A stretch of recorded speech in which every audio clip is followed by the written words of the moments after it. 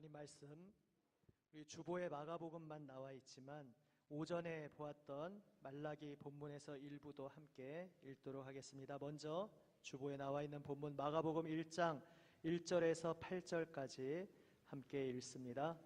신약 성경 53면 마가복음 1장입니다. 마가복음 1장 1절에서 8절 말씀 교독합니다. 제가 먼저 1장 1절을 읽습니다. 하나님의 아들 예수 그리스도의 복음의 시작이라. 선지자 이사야의 글에 보라 내 앞에 보내노니 그가 내 길을 준비하리라. 광야에 외치는 자의 소리가 있어 이르되 너희는 주의 길을 준비하라. 그의 오실 길을 곧게 하라. 기록된 것과 같이 세례 요한이 광야에 이르러 죄 사함을 받게 하는 회개의 세례를 전파하니 온 유대 지방과 예루살렘 사람이 다 나아가 자기 죄를 자복하고 요단강에서 그에게 세례를 받더라. 요한은 낙타털 옷을 입고 허리에 가죽띠를 띠고 메뚜기와 석청을 먹더라. 그가 전파하여 이르되 나보다 능력 많으신 이가 내 뒤에 오시나니 나는 굽혀 그의 신발끈을 풀기도 감당하지 못하겠노라. 나는 너희에게 물로 세례를 베풀었거니와 그는 너희에게 성령으로 세례를 베푸시리라. 아멘. 다음 말라기 말씀입니다. 아까 오전에 본문을 다 읽지는 않고 말라기 3장 16절부터 18절까지 말라기 3장 16절부터 18절까지 읽습니다. 역시 제가 한 절, 다 함께 한 절 읽으면서 마지막 절은 함께 읽습니다. 제가 먼저 16절 읽습니다. 그때에 여호와를 경외하는 자들이 피차에 말하매 여호와께서 그것을 분명히 들으시고 여호와를 경외하는 자와 그 이름을 존중히 여기는 자를 위하여 여호와 앞에 있는 기념책에 기록하셨느니라. 만군의 여호와가 이르노라. 나는 내가 정한 날에 그들을 나의 특별한 소유로 삼을 것이요 또 사람이 자기를 섬기는 아들을 아낌같이 내가 그들을 아낌. 함께 읽습니다. 그때 너희가 돌아와서 의인과 악인을 분별하고 하나님을 섬기는 자와 섬기지 아니하는 자를 분별하리라. 아멘. 지난주 영혼 없는 예배를 말씀드리면서 성경 안에 두 계보의 흐름이 계속 이어져 왔다 말씀드렸습니다. 참 복음, 참 하나님을 만나는 계보와 또 하나는 하나님을 모르는 계보가 아니라 겉으로 볼 때는 똑같이 하나님을 믿는 것 같은데 사실은 하나님 중심이 아니라 나 중심이 되어 하나님의 이름을 앞세우지만 내가 하나님 노릇을 하는 가인의 계보가 계속 함께 내려왔음을 말씀드렸습니다. 그렇기에 이제 예수님께서 이 땅에 오셨을 때에 그 예수님 앞에서 그 길이 첨예하게 갈라집니다. 겉으로 볼 때 구분되지 않았었는데 예수님께서 오셨을 때에 그 마음에 가인의 계보의 중심을 가지고 있던 이들은 내가 하나님이기에 내가 옳기에 예수님의 말씀 앞에 또 예수님을 앞서 예비하는 세례 요한의 선포 앞에 내가 왜 회개해? 나는 하나님의 백성인데 나는 이미 하나님께 와 있는데 하나님께 와 있지 않는 저 무지몽매한 자들이나 하나님께 돌아와야지. 나는 늘 하나님 곁에 있었는데 내가 왜 새삼 하나님께 돌아가지?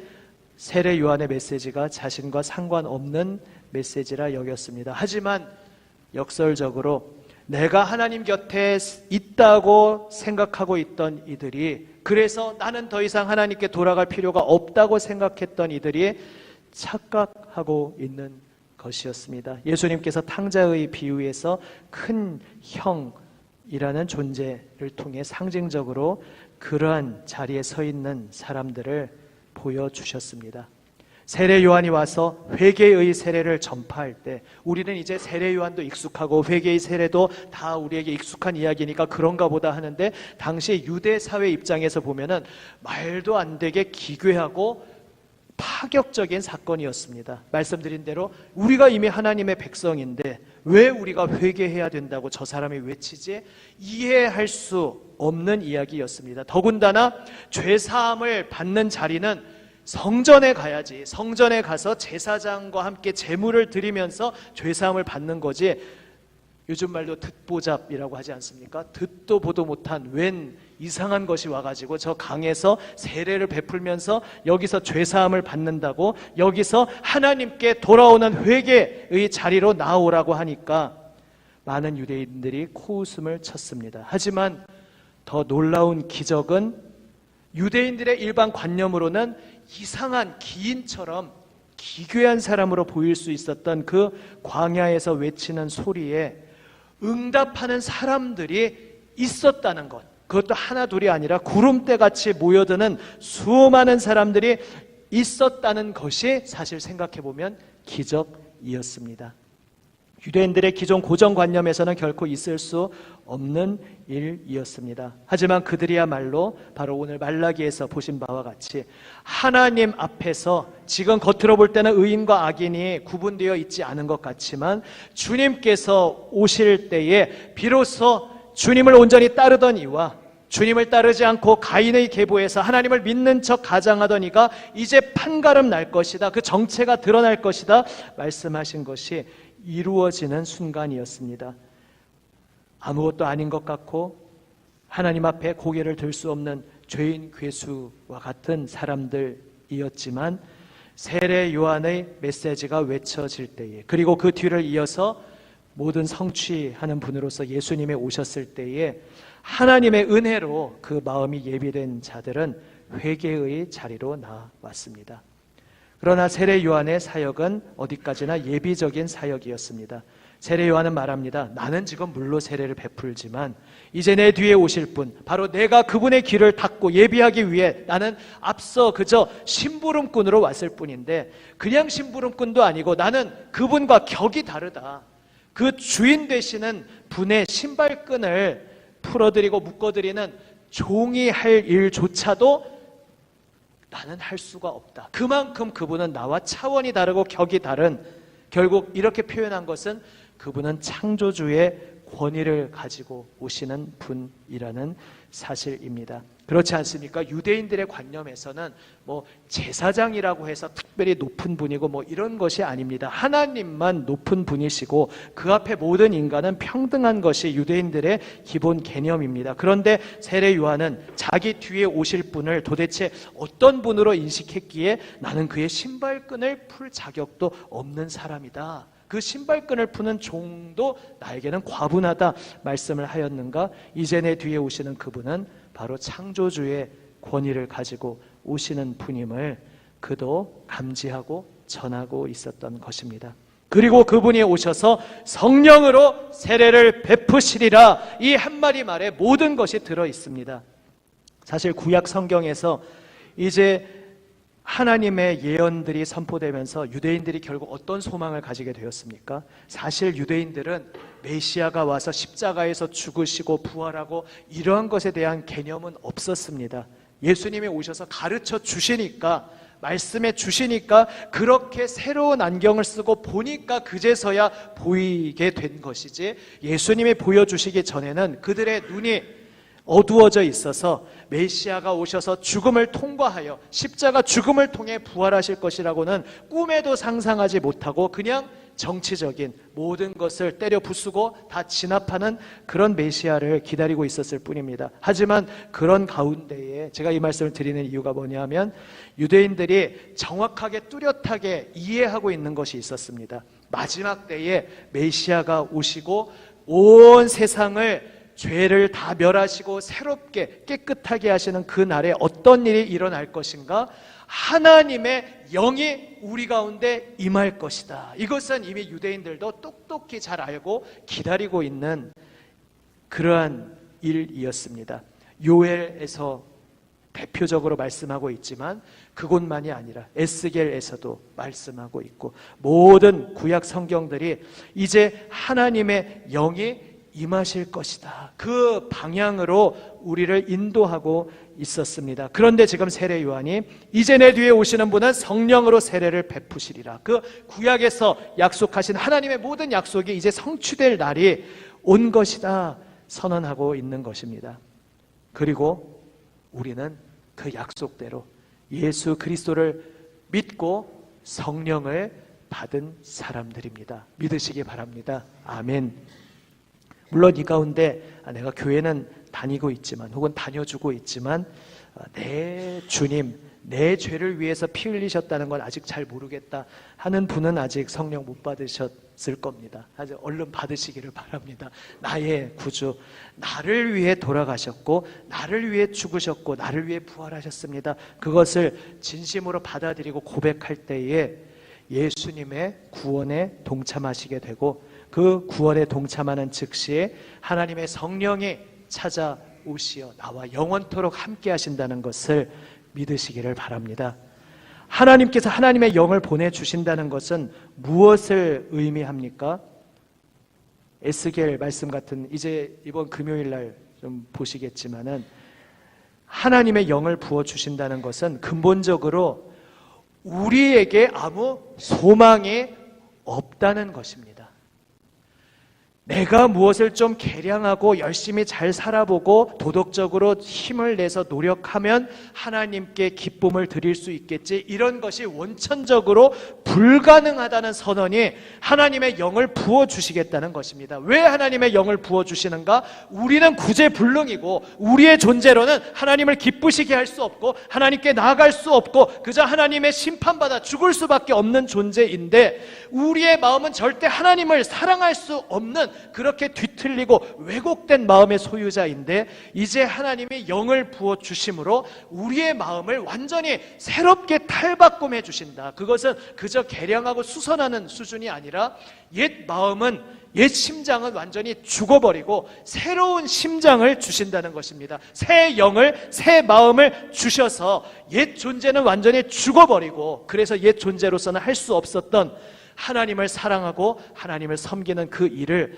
이제 새롭게 창조해 주신 그 사건을 통해 비로소 우리가 하나님을 사랑할 수 있게 되고 하나님을 섬길 수 있게 된다는, 바로 그것이 하나님의 영을 우리에게 부어 주시겠다는 그 약속 안에 들어있는 의미인 것입니다. 그리고 하나님의 영을 받아야만 우리에게 가망이, 소망이 있다는 것은 신약에 와서 더 구체적으로 명확히 드러났습니다. 바로 그 전제 조건이 우리를 위해 생명 내어 주시고 피 흘리시고 우리를 위해 죽으시고 우리를 위해 부활하신 그 예수님께서 우리를 위해 죽으심으로 말미암아 우리가 그분과 함께 죽었고 그분이 부활하심으로 말미암아 우리가 그분과 함께 새롭게 창조되었기 때문에 이제 우리가 하나님의 영을 받을 수 있게 되었다. 이것을 이제 우리는 신약에서 밝히 알게 되었습니다. 그래서 길게 말씀드렸지만 결국 한마디로 여러분이 예수님을 진정 나의 구세주로, 주님으로 진심으로 고백하고 있다면 내가 무언가 행위를 이루어서가 아니라, 내가 좀 괜찮아져서가 아니라 그저 나는 죄인 괴수입니다 고백하며, 그런데 이러한 저를 위해, 바로 저를 위해 예수님이 십자가에서 피 흘려 주시고 저를 위해 부활하셨습니다. 이것을 그저 믿기만 하는 것만으로, 그 예수님을 나의 구주로 주님으로 모셔드리기만 하는 것만으로 구원 받으셨고 하나님의 영이 우리에게 찾아오셨다는 것, 이것을 기억하십사. 다시 한번 말씀드리는 것입니다. 하나님의 영이 여러분 가운데 있음을 기억하시고 믿으시기를 바랍니다. 아멘. 그런데 이제 여기에 이제 한 가지 덧붙여 드리는 말씀은, 오늘은 그냥 하부루타 안 하고 제가 이렇게 말씀 마치고 그냥 마치려고 하는데요. 전하고 말라기를 읽었습니다. 말라기 말씀 가운데 오전에 좀 조명하지 않고 그냥 지나갔던 말씀이 있습니다. 말라기 3장 16절부터 보시면, 그때의 여호와를 경외하는 자들이 피차의 말함에 여호와께서 그것을 분명히 들으시고, 이게 무슨 이야기인지 앞뒤 문맥에서 봐도 얼른 이해가 안 될 수 있습니다. 그 앞의 문맥은 저희가 오전에 주목하여 봤던 그 이야기입니다. 하나님의 백성을 자처하는 사람들이 그런데 아유 하나님 섬기는 게 무슨 쓸데없는 짓이냐, 다 헛되다, 열심히 하나님 뜻대로 살아봐야 돌아온 게 아무도 없네, 이렇게 말하는데 그것이 하나님을 대적하는 말이다, 이렇게 하나님께서 책망하시는 것이 나옵니다. 그러면서 반면에 그러한 말과는 전혀 다른 말을 나누는 사람들에게 하나님께서 주목하신다는 것이 16절 말씀입니다. 그때에 그들과는 달리 여호와를 경외하는 자들이 피차에 말하매 여호와께서 그것을 분명히 들으시고. 그러면 여기서 그들이 피차에 말한다는 것이 무엇이겠습니까? 여호와를 경외하는 자들이 피차에 말한다고 했으니까 앞에서 이야기했던 대적하는 그 이야기가 아닌 것은 분명합니다. 그러면 지금 여기서 여호와를 경외하는 자들이 피차에 말한다는 것은 무엇을 말한 것이겠고, 왜 하나님께서 그것을 분명히 들으시고 여호와를 경외하는 자, 그 이름을 존중히 여기는 자를 위해 여호와 앞에 기념책에 기록하겠다, 너무너무 기뻐하신다는 거죠. 그래, 참 옳다, 너의 그 말을 내가 기뻐한다, 그 말을 함께 나누고 있는 내가 너희를 정말 기뻐한다, 너희의 그 대화 내용, 너희의 그 이름을 내 가슴에, 내 책에 새겨두겠다, 이렇게 말씀하신다는 것입니다.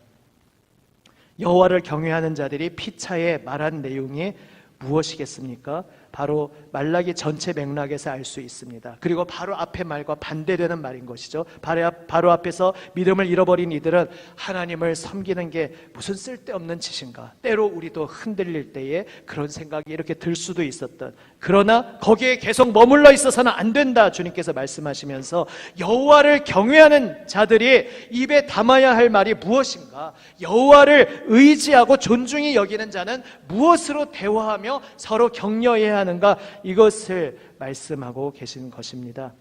무엇이겠습니까? 바로 그 뒤에 이어지는 내용들입니다. 17절, 18절 다시 한번 보시면, 이번엔 제가 한번 봉독하겠습니다. 만군의 여호와가 이르노라, 나는 내가 정한 날에 그들을 나의 특별한 소유로 삼을 것이요, 또 사람이 자기를 섬기는 아들을 아낌같이 내가 그들을 아끼리니 그때에 너희가 돌아와서 의인과 악인을 분별하고 하나님을 섬기는 자와 섬기지 아니하는 자를 분별하리라. 아멘. 그리고 그 뒤에 4장 말씀이 이어집니다. 오전에 읽으셨으니까 다시 읽지는 않겠습니다. 많은 사람들이 믿음을 잃고 실망 가운데 아유 하나님 열심히 믿어봐야 뭐 무슨 떡이 나와 밥이 나와 무슨 소용이 있어 말하고 있는 이 세상 세태 속에서 아니다, 하나님께서는 하나님을 경외하는 자를 결코 잊지 않으신다. 하나님을 바라보고 하나님 뜻을 위하여 분투하고 내 생명 바쳐 주님의 길을 걷는 그 사람들을 반드시 기억하고 계신다. 그분의 특별한 소유로 삼아 주신다. 그리고 때가 되면 하나님의 그 마지막 모든 것을 판가름하는 날에 무익하고 헛된 말과 헛된 삶을 했던 이들은 그것에 대해서 다 그 대가를 치를 날이 분명히 올 것이다. 내가 지금 침묵하고 있다고 해서 하나님이 그냥 이 세상하고 다 그게 그거인 비슷한 분이네, 뭐 나쁜 짓을 좀 하고 부정하고 남 억울하게 하고 남 괴롭히고 이래도 뭐 별일 안 생기네, 이렇게 오판했던 모든 것에 대해서 마지막 날에 내가 다 물을 것이다. 그리고 끝까지 연약한 중에도 나를 의지하고 또 넘어졌어도 다시 회개하며 끊임없이 나에게 엎드리는 의인은 내가 그 모든 삶에 대해 상급을 주고 보상해주고 칭찬으로 그들을 위로하고 끌어안아 줄 것이다. 나는 선한 것과 악한 것의 결말을 분명히 판가름 짓는 공의로운 하나님이다. 이것을 하나님이 말씀하고 계시며 바로 그것에 대해서 여호와를 경외하는 자들이 그래, 지금 내가 하나님을 섬기는 이 길 속에서 비록 내 눈앞에 아무것도 돌아오지 않는 것처럼 보이지만 나는 하나님을 믿어. 하나님은 내가 달리는 이 경주의 공정한 심판관으로서 반칙하는 이들은 결국 나중에 다 가려내시고 공정하게 이 경주를 끝까지 완주한 이에게 면류관을 씌워주실 것을, 모두가 금메달이다, 먼저 들어왔건 나중에 들어왔건 모두가 금메달이다, 모두가 금면류관을 받아라 말씀하시며 끝까지 주님 연약한 중에도 의지하며 달려온 이에게 칭찬하실 그 하나님이시라는 사실을 나는 믿어. 나는 그 하나님만 믿고 어떠한 어려움 속에서도 또 아무도 알아주지 않아도 심지어 주님의 이름을 믿고 달려가는데 억울한 누명을 써서 엉뚱하게 오해를 받고 오해를 풀고 싶은데 때로는 풀 수 있으면 풀면 좋죠. 근데 풀 길도 없고 여러 가지 우라가 치민다든지 억장이 무너지는 그러한 상황 속에서도 나는 주님을 믿어. 모든 것을 바로 잡아주실 주님을 믿어. 나의 삶 속에서 달려가는데 정말 이해할 수 없는 고통의 순간을 맞이하고 왜 하나님 믿고 달려가는 백성들 가운데 이런 일이 일어나야 합니까? 그렇게 무너지는 가슴으로 힘겨워하는 이들에게 주님께서는 반드시 응답해 주실 거야. 그 부르짖는 소리를 듣고 계시는 주님이시야. 나는 그러한 나의 주님을 믿어. 이렇게 피차에 말하는 바로 그러한 대화를 나누는 이들을 하나님께서 분명히 들으시고 기뻐하신다는 말씀입니다. 그래서 히브리서 10장 말씀이 생각납니다. 아마 자막 띄워주실 텐데요. 히브리서 안 찾으셔도 되고요. 자막 보시고 한번 함께 읽어보겠습니다. 히브리서 10장 23절에서 25절 말씀 한 목소리로 함께 읽습니다. 또 약속하신 이는 미쁘시니 우리가 믿는 도리의 소망을 움직이지 말며 굳게 잡고 서로 돌아보아 사랑과 선행을 격려하며 모이기를 패하는 어떤 사람들의 습관과 같이 하지 말고 오직 권하여 그날이 가까움을 볼수록 더욱 그리하자. 아멘. 우리에게 약속을 주신 분은 믿으신 분이야. 믿을 수 있는 분이야. 신뢰할 수 있는 분이야. 그분은 약속을 반드시 지키시고 주님을 경외하고 그분만 믿고 따른 이에게 결코 실망이나 배신을 주지 않으시고 온전하게 응답해 주시는 믿으신 하나님이야. 바로 이렇게 서로를 격려하면서 그러니까 힘내자. 우리가 지금 예수님 믿고 달려가는데 도리어 더 박해가 핍박이 몰려오고 예수님 믿고 나는 선하게 한다고 하는데 내 선을 조롱하면서 악으로 되갚아 주는 그러한 악한 사람들도 많고 그래도 우리가 악을 악으로 갚을 수는 없잖아. 우리는 선으로 악을 갚으며 어떠한 사람들이 무슨 짓을 하든지 간에 그들이 할 일에 대해서는 심판관이신 하나님께서 알아서 해주실 것이고 심지어는 그 악한 자들의 소행으로 말미암아 하나님의 백성들 가운데 이 땅에서 생명이 끊어지는 억장이 무너지는 부조리한 말도 안 되는 일도 일어나고 있지만 사실은 예수님의 십자가가 그 중심에 있는 것이죠. 우리는 예수님은 우리를 구원하시려고 당연히 죽으실 분이라고 생각하니까 그 심각성을 잘 생각하지 못하고 지나갈 수가 있는데 사실은 예수님의 십자가가 이 세상 억장이 무너지는 부조리 중에 가장 부조리였습니다. 그분은 그렇게 매달려 죽으시면 안 되는 분입니다. 우리를 구원하기 위해 원래 죽으셔야 됐다. 이것은 그 다음 문제고 사실은 같이 생각하셔야 됩니다. 그 분이 십자가에 매달려 죽은 것은 이 세상이 얼마나 부조리하고 악이 정의를 이기는 것처럼 보이고 도덕이 다 무너지고 선한 것이 조롱을 받고 악이 승리하는 것처럼 보이는 세상인지 극명하게 보여주신 사건이 바로 십자가 사건이었습니다. 그것을 일단 우리가 깊이 생각을 해야 됩니다. 그 다음에 그것을 뛰어넘어서 그런데 이렇게 악한 세상인데 그래서 하나님의 아들조차 우리와 같은 인간으로 오시고 오직 선한 길을 걸어가시는데 우리는 흠이라도 있죠. 예수 믿는 우리들은 우리가 때로 실수하고 잘못하는 거라도 있죠. 예수님은 정말 그런 것도 일체 없으신데 그러한 분을 이 세상은 미워하더라. 같이 있는 걸 견딜 수 없어 하더라. 이를 갈며 죽이고 싶어 하더라. 바로 이 세상의 정체가 실체가 그렇다는 것을 십자가가 보여주고 있습니다. 그래서 그분을 결국 죽음에 매달아 그렇게 멸망으로 던져버리려 했으나 그러나 궁극적인 승리는 하나님께 있음을 보여준 것이 바로 십자가와 부활 사건인 것입니다. 그리고 세상은 악으로 하나님의 아들을 죽음으로 몰고 갔지만 하나님은 그것을 사람이 생각지도 못한 놀라운 방법으로 뒤집어 엎으셔서 역전시키셔서 부활 승리하심으로 오히려 그 악독한 의도에 의한 죽음까지도 우리 모든 죄인을 끌어안는 속죄의 죽음이 되게 하시고, 그리하여 이 세상에서 가장 말도 안 되는 억울한 부조리한 죽음이 오히려 우리를 모두 살리시는 생명의 구원의 피가 되었다는 것이 바로 놀라운 성경의, 우리 기독교의 역설인 것입니다. 우리가 그 십자가를 믿는 사람들이기에 이제 예수 믿고 걸어가면서 예수님 믿고 걸어가는데 억장이 무너지는 일들이 생기는 겁니다.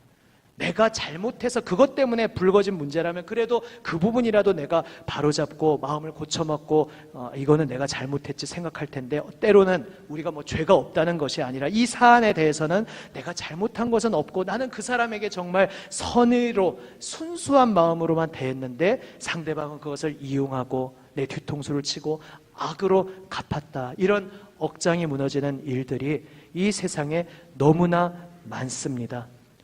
부조리한 일들이 너무나 많습니다. 그리고 그 부조리한 일들 중심에 십자가 사건이 있습니다. 그러나 십자가를 바라보는 우리에게 주님은 말씀하십니다.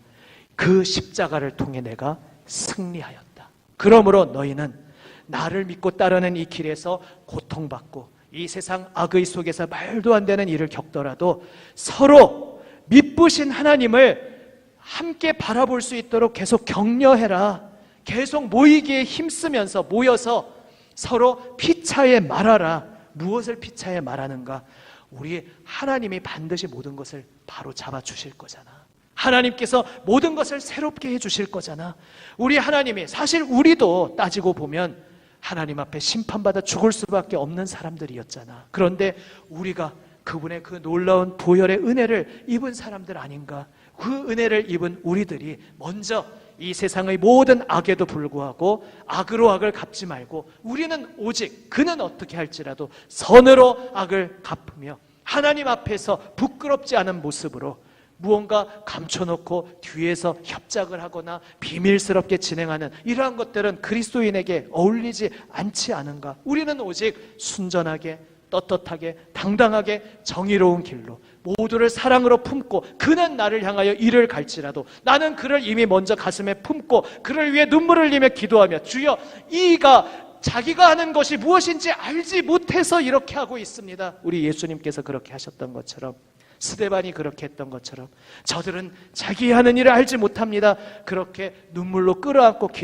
기도하며 선으로 악을 갚으며 달려갈 수 있도록 서로 만날 때마다 피차 하나님이 이루시잖아. 하나님 약속하셨잖아. 그래서 나 홀로 있을 때는 아유 하나님 믿고 간다고 하는데 아이 참 재미없네. 아이 참 뭐 이렇게 되는 일이 없지. 내가 계속 달려온 길이 맞는가 의기소침했다가도 우리가 왜 구역 모임을 모이는지 아시겠죠? 아니 이미 알고 계시죠? 우리가 함께 모여서 아니잖아. 예수님 믿는 길이 승리의 길인 것 너도 알고 나도 이미 알고 있잖아. 비록 지금 나를 둘러싸고 있는 환경, 나를 덮쳐오는 그 쓰나미와 같은 풍랑 두렵고 우리는 그 앞에서 정말 무기력한 존재임을 늘 실감하지만 우리 주님이 그 풍랑 위로 걸어오셨잖아. 우리 주님이 죽음의 권위를 깨트리고 부활 승리하셨잖아. 이 땅에서 어떠한 악이 우리를 침몰시키려 할지라도 또 때로는 우리 중에 어떤 배역을 맡은 이들은 정말로 그 악의 세력 앞에 정말로 이 땅에서 생명을 잃는 한이 있더라도 그게 우리의 패배가 아니잖아. 왜냐하면 우리는 죽음의 권세까지도 깨트리신 예수 그리스도의 부활 승리의 손길에 붙잡혀 있으니 우리는 이 땅에서 죽어도 지는 게 아니잖아. 우리에게 중요한 승리는 어떠한 고통과 고난 앞에서도 주님의 기뻐하시지 않는 어둠의 길로 타협하지 않고 주님 앞에서 정직하게 이 믿음의 길을 걸어가기만 한다면 주님께서 책임져 주실 거잖아. 이렇게 서로 계속 격려하는 그 우리의 교제의 자리를 우리 주님께서 기뻐하시고 기뻐하시고 기뻐하신다는 것을 믿으시기를 바랍니다.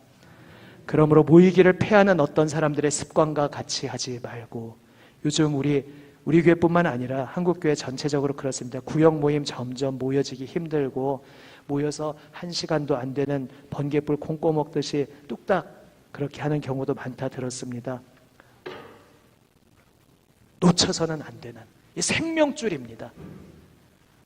절대 놓쳐서는 안 됩니다. 성도의 교제, 모이기를 패하는 어떤 사람들의 습관과 같이 하지 말고, 내 삶의 다른 어떤 것들을 다 포기하는 한이 있어도 성도가 함께 모여서 우리 주님을 기억해야지, 우리 이미 알고 있잖아, 서로 격려하고 함께 힘을 내어 걸어가는 이 자리만은 절대 놓쳐서는 안 됩니다. 앞 주제와 멀리 엉뚱한 주제로 온 것 같지만 맨 앞과 다시 연결시킵니다. 우리에게 성령을 주셨다는 것이 무엇입니까? 성령을 주셨다는 것 말씀으로는 들려주시는데 제 속에 성령이 계신가요? 잘 모르겠는데요. 우리가 성도의 교제로 서로 격려하는 그 자리에서 성령의 임재를 느끼도록 하나님이 그렇게 디자인해 놓으셨습니다. 그것과 관련해서 마가복음 1장도 더 풀 수 있지만 그냥 생략하겠습니다. 하나님이 성령을 이 땅에 육신으로 오신 예수님에게 먼저 부어주셨고, 그 예수님이 제자들을 불러주셨고, 예수님이 죽으시고 부활 승리하시며 성령을 제자들에게 부어주셨고, 이제 모이게 하셨습니다. 하나님의 영이 임하여 우리가 새로운 존재로 하나님을 사랑하고 섬길 수 있게 되었는데, 그 성령의 역사를 어디서 경험하느냐? 우리는 성령 하면 흔히 부흥회라든지 어떤 철야 기도, 어떤 좀 그런 분위기를 생각지 않습니까? 물론 그런 자리도 다 역사하는 자리지만 가장 근본적인 자리는 성도가 함께 모여 서로 격려하는 그 자리가 바로 내가 성령님을 체험하는 자리라는 사실을 기억하시기를 바랍니다. 오늘 성령 강림 주일, 우리에게 이미 찾아오신 성령의 역사를 우리의 삶 속에서 더욱 충만히 누리는 우리 모두가 되시기를 바랍니다. 그것을 위해 하나님께서 우리에게 고안해 두신 이 아름다운 선물, 서로 사랑과 선행을 격려하며 하나님 기뻐하시는 이 자리를 절대 놓치지 않고 함께 걸어가는 저와 여러분 우리 모두가 되시기를 우리 주님의 이름으로 축원합니다. 아멘.